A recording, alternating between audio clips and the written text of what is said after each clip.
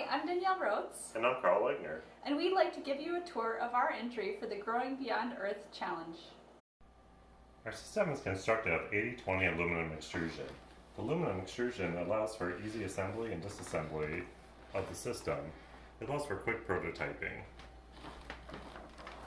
On the front, we just have a thin sheet of mylar just to block out additional light so that there's less light pollution in the room and also reflects some back into the room. We use a system of drawer slides, it's commonly found at a hardware store, to allow easy access to the plants. By having a drawer system, we can then monitor the plants more carefully than we would have otherwise. The containers are just Tupperware system with a black aquatic foam as the growth medium. The black aquatic foam seems to do pretty well at reducing the amount of algae growth while still giving the plant a good support structure. Each tray has its own individual capacitive water sensor that will allow the pumps to turn on and off to deliver water to the system through these pipes.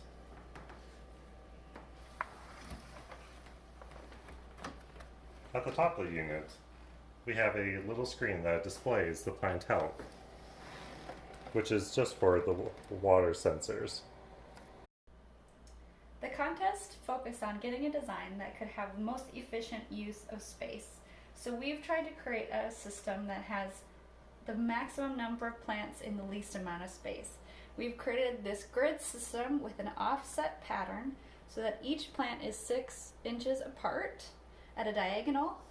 And then we've also created a 6-inch gap between each tray.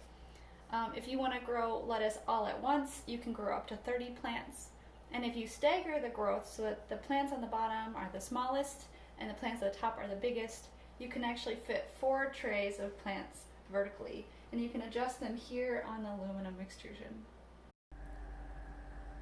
Right now we have each tray running on a different type of light. On the top we have just white LEDs. In the middle, the configuration of, I think, 3 or 4 red to 1 blue. And then on the bottom we're running both sets of lights. This is the control board for the watering system. It uses a single pump connected up to a set of solenoids so that you only have to have one pump for the whole system. Each of these will individually turn on and off depending on what tray needs water.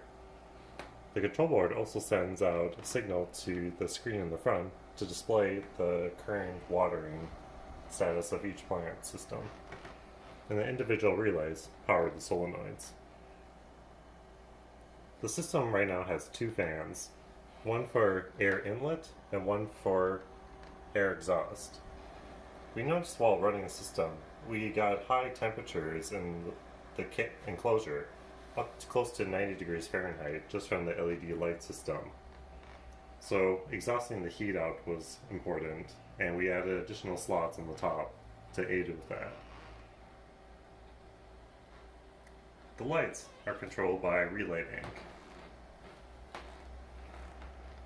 Each bank of lights has its own relay, and the microcontroller allows us to turn off each light independently of another set. Right now we just have it set for a 12-hour timer. The power of the unit comes from one 400 watt power supply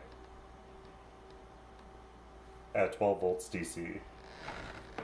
The whole system uses roughly 120 watts, but can use up to 200 watts if all lights are using white LEDs, which use a little more power. For a nutrient, it comes from a 1-gallon jug.